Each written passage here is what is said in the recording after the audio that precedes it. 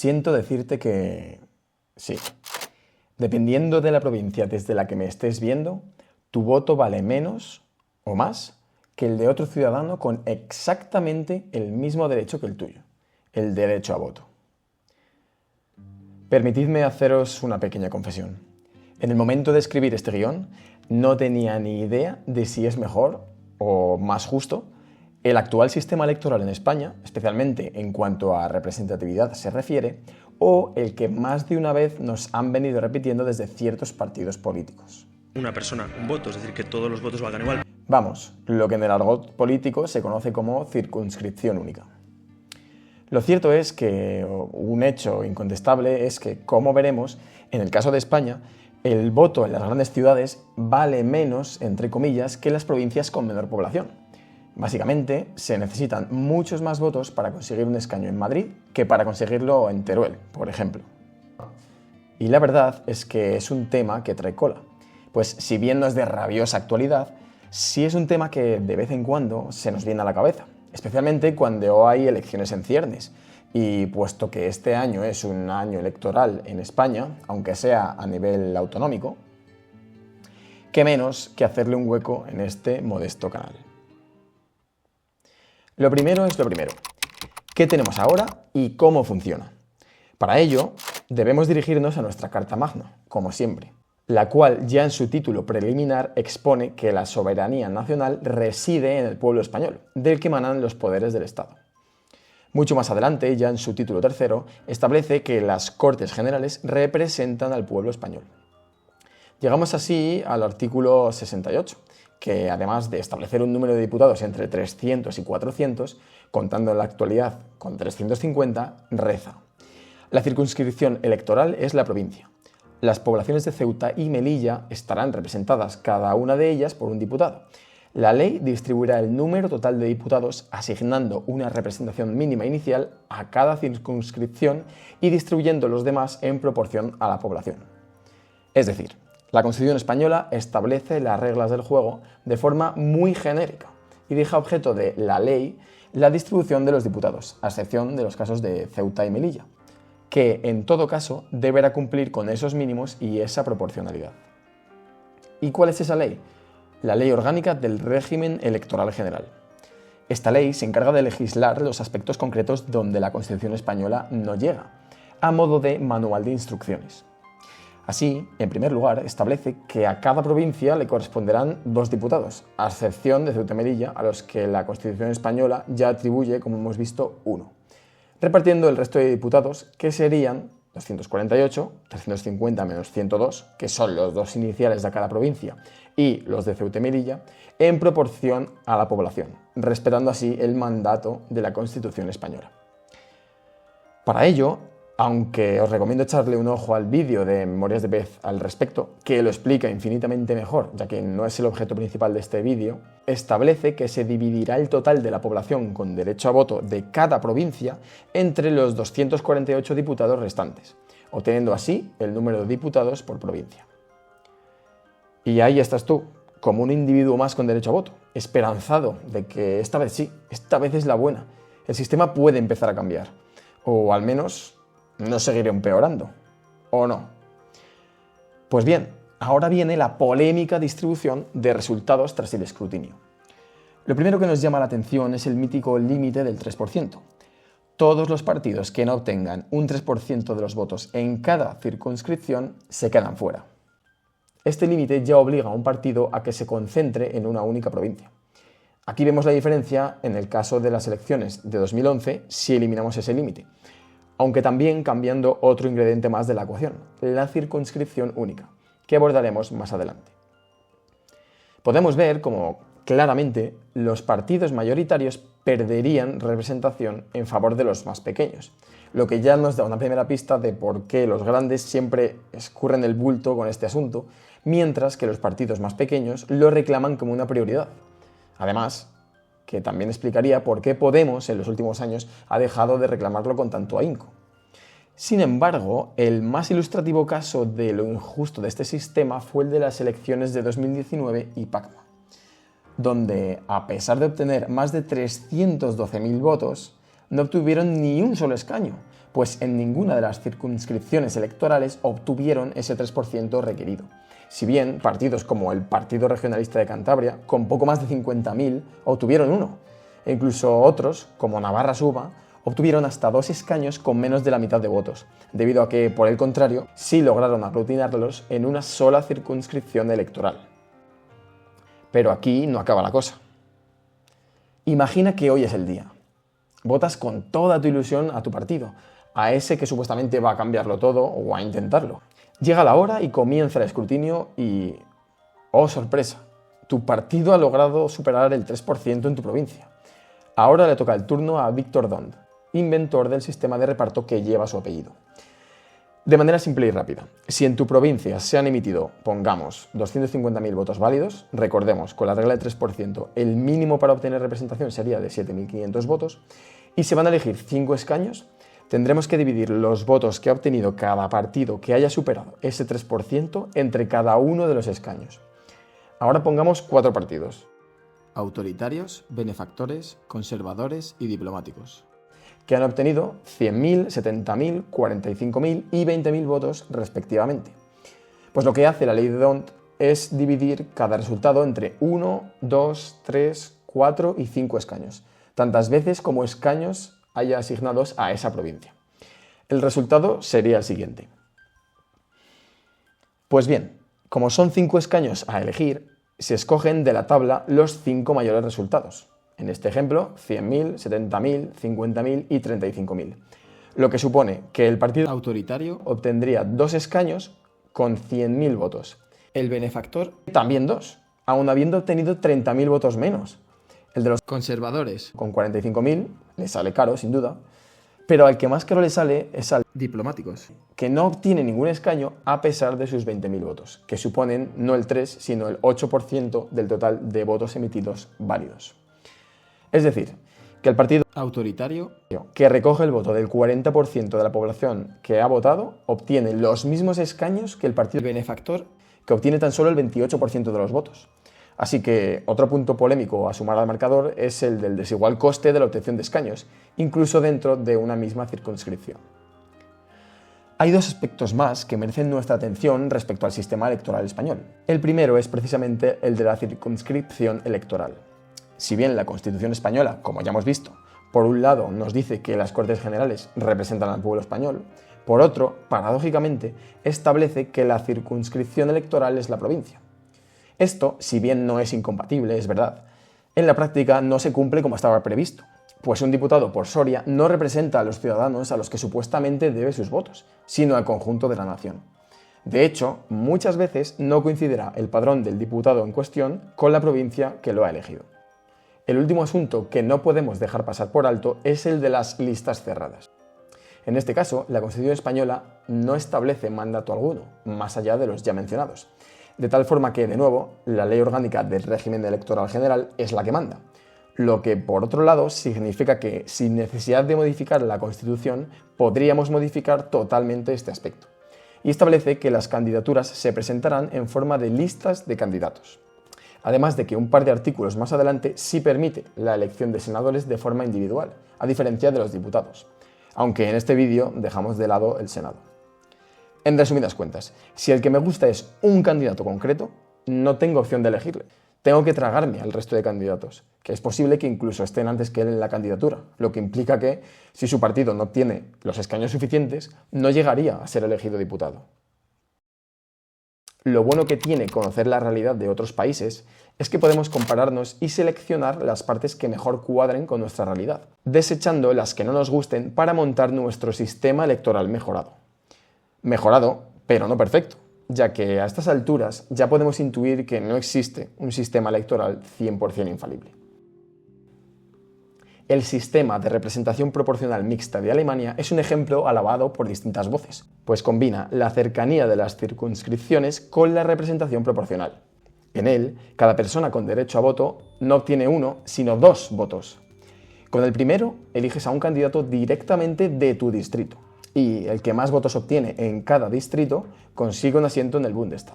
El segundo voto se parece más al nuestro, pues se vota una lista cerrada de candidatos con un orden, pero con una diferencia. no hay prácticamente voto útil, pues ese recuento siempre va a parar al total nacional. En este caso, el mínimo para obtener un escaño es del 5%, pero parece lógico si tenemos en cuenta que es a nivel nacional. Según esta segunda votación, cada partido obtiene una cantidad de escaños proporcional en el Bundestag, pero surge el conflicto entre los elegidos por distrito, que también pertenecen a un partido, y los elegidos por lista. ¿Cómo lo resuelven? Asignando en primer lugar los mandatos directos, los de la primera votación, y el resto de escaños de ese partido con las listas.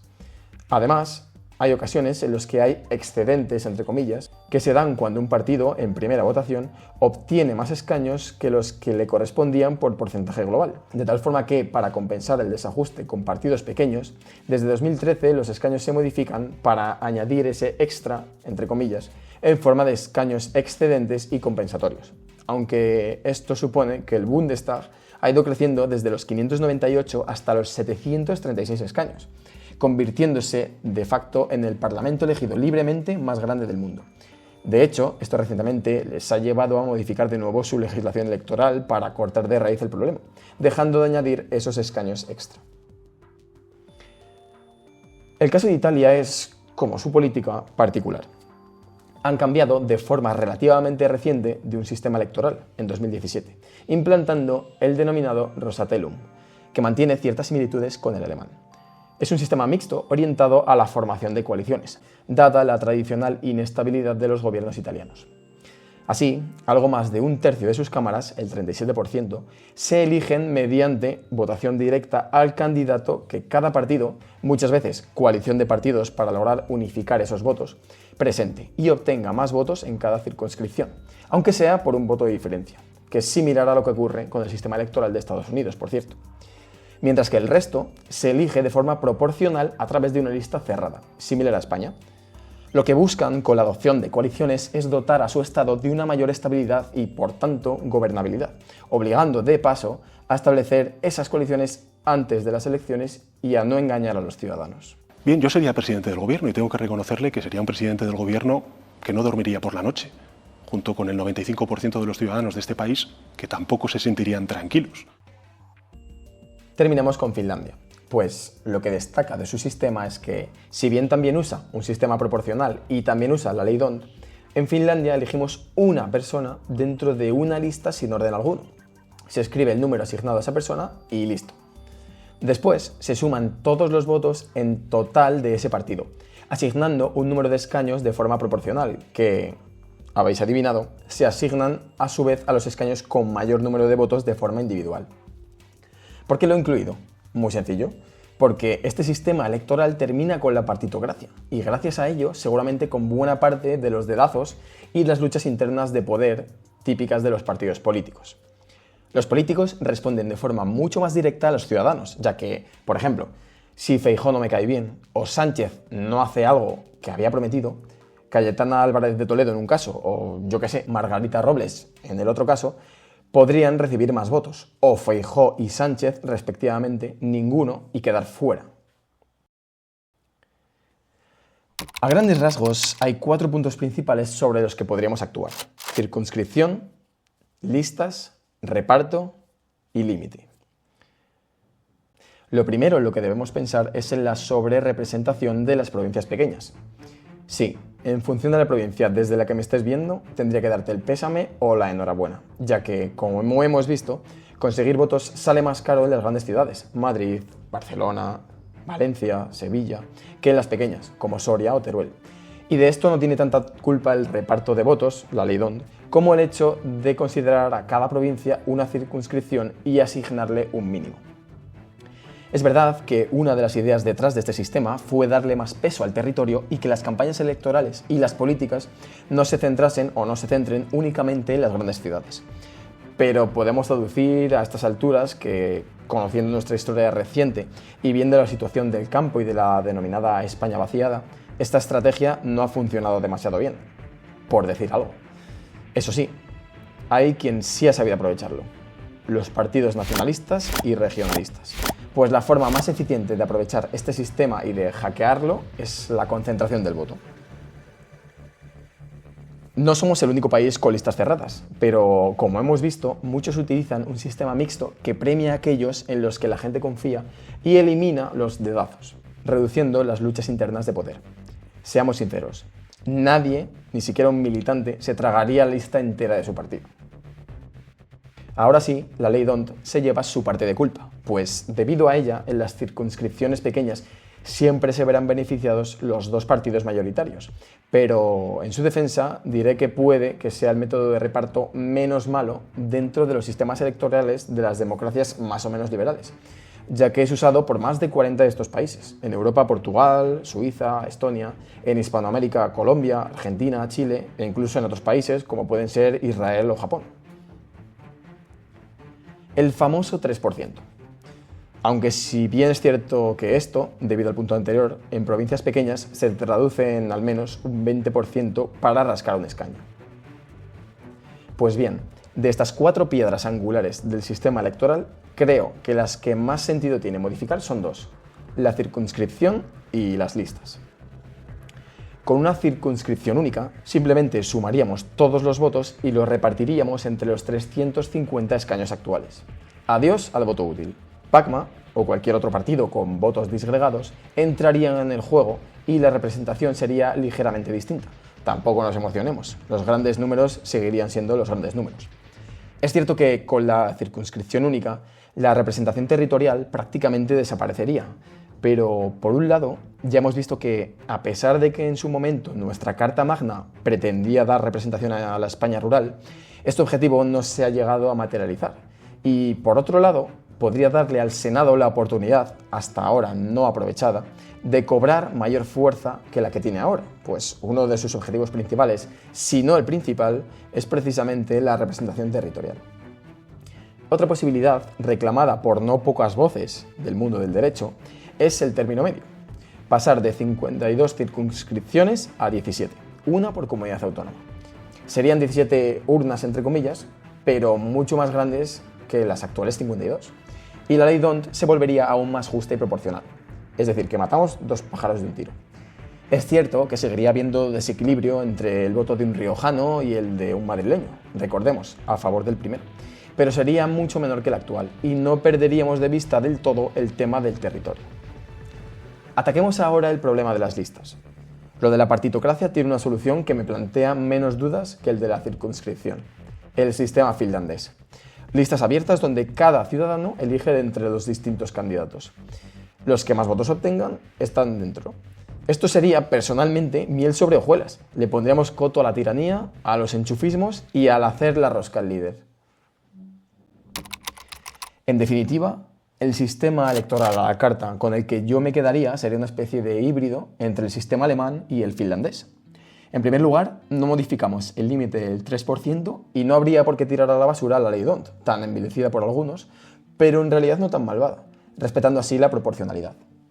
En segundo lugar, sería conveniente introducir un doble sistema que permitiera salvaguardar la representatividad sin perder de vista el territorio. Para ello, introduciría 2 votos, persona y partido. Con la persona, podríamos mantener la representatividad de las circunscripciones, eligiendo a alguien que represente nuestra parte, entre comillas. Pero entonces habría que decidir entre quedarnos con una única circunscripción nacional o desecharla y entonces elegir si querríamos 17 autonómicas o mantener las 52. Tal vez modificando los 350 diputados para que, habiendo 400, la ley DONT hiciera el sistema más equitativo y proporcional. Esta es la parte que mayores dudas me plantea, pero en mi humilde opinión creo que no sería desacertado mantener las circunscripciones pero reduciéndolas a 17 y contemplar el aumento del número de diputados a 400. Sé que en el anterior vídeo incluso proponía reducirlos a 300, pero el argumento era la disciplina de voto, una situación que ya no sería tan acuciante con listas abiertas en las que los políticos son conscientes de que dependen mucho más de nosotros y no de su amado líder. De hecho, la otra ventaja de elegir a una persona es que precisamente conseguiríamos que los partidos dejasen de ser agencias de colocación. Es decir, terminaríamos en gran medida con la partitocracia, ya que totalmente lo veo casi imposible. Por último, no perderíamos la parte proporcional con el segundo voto, que iría destinado a esa parte general, es decir, no solo al candidato que nos gusta, sino al partido cuyos argumentos e ideas más cuadren con nosotros, que, por cierto, no tendría por qué ser el mismo. Esto se ve más claramente en elecciones municipales, donde muchos alcaldes son reelegidos porque aquí los ciudadanos votamos más al alcalde que al partido. No sé si conocéis algún otro sistema electoral del que podamos aprender, pero desde luego lo que más claro me ha quedado después de investigar y cavilar sobre cuál podría ser el mejor es que no hay un sistema perfecto, al igual que no hay una constitución perfecta ni una justicia perfecta. Por ejemplo, en Alemania se toparon con el problema de los escaños infinitos, y en Finlandia ha habido famosos que han logrado escaños solo por su popularidad, aunque me apuesto a que más de un famoso o influencer lo haría mejor que muchos de nuestros políticos actuales. La clave está en hacer un cherry picking positivo, entre comillas, e intentar quedarnos con lo bueno de otros sistemas descartando lo malo, y no olvidarnos que aún así seguirá teniendo sus pequeños agujeros. Pero, desde luego, creo que habría que dar el paso y modernizar un sistema electoral que vio la luz en una transición a una democracia donde la gente estaba más pendiente, lógicamente, de cerrar heridas y de lograr una mínima estabilidad que de crear nuevos conflictos.